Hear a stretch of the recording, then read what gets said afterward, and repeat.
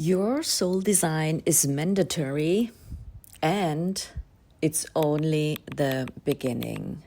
Welcome back to another episode of my podcast, and today I want to share something personal with you. How vision becomes a soul-led life and business that actually feels like you, not like an online formula you're trying to survive.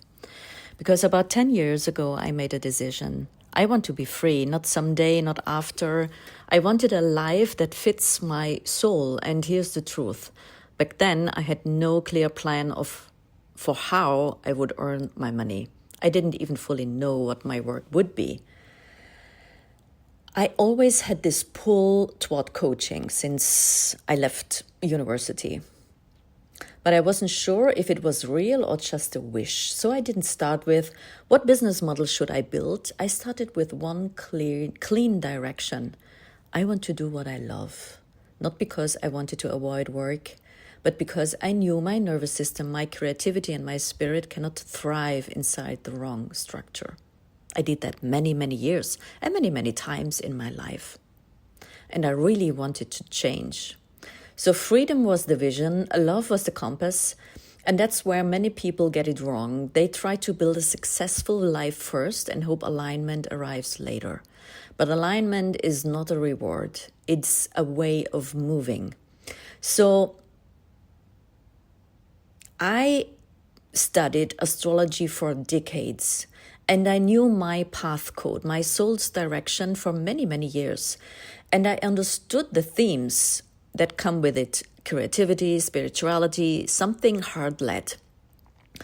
But I didn't yet understand the full shape of my mission. So when I restarted my business around 2016, I didn't pretend I had everything figured out. I just moved what was true. So I did. My first program was called Follow Your Soul, because I did by myself.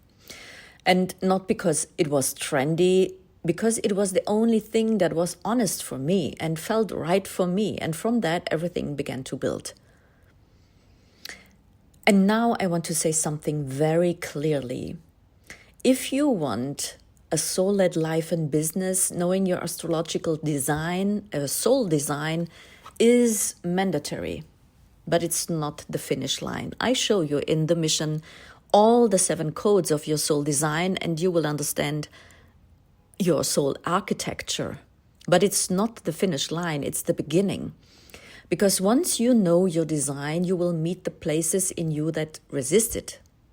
And that's where the real work starts. The fear, the doubt, the not good enough, the old identity that tries to keep you safe by keeping you small.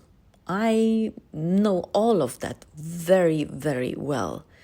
The coping strategies that look like productivity, the moments where you wonder, is this real or I'm making it up? That's the threshold, and that's sacred. I honestly learned this the hard way, and maybe I learned that the hard way, so I'm able to guide you through all the inner work that you have to do. So inner work is either the force that creates your success or the invisible wall that blocks it. Because strategy can't override a nervous system that doesn't feel safe or to be seen, and content can't compensate for an identity that secretly doubts her right to lead. So I kept going deeper year after year, not to fix myself. I had this inner longing, honestly, but to become congruent with what my soul already knew. And this is what I teach now. Soul-led is not soft passivity, completely not. Soul-led is truth, embodiment, and execution. This has been my truth now for the last 8 years. And this is what I teach since 8 years. And in this new era, especially now with Neptune in Aries, it has become even more important to sense what is correct and then to act accordingly, and to sense it clear and clean. Not maybe, not someday, not I'll wait until I feel ready. Aries is courage, Aries is direction, and Aries is clean movement. Because if we don't act, we stay in wishing, we stay in dreaming, we stay in illusion, And my work is about bringing the divine into matter, not as a concept, as a lived reality.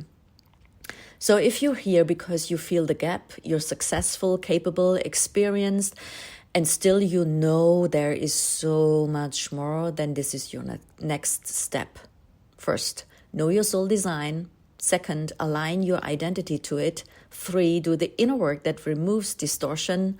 4, act from clean guidance and bring it into the world. That's soul-led success. And it's inevitable when you stop negotiating with your truth. And soon, I'll host a masterclass around this, soul-led success from design into embodied execution. So if you subscribe to my newsletter, you will be the first to know when doors open. So this is it for now. Thank you for being here with me. And if this spoke to you, let it land. Then take one clean action today. And I see you in the next episode.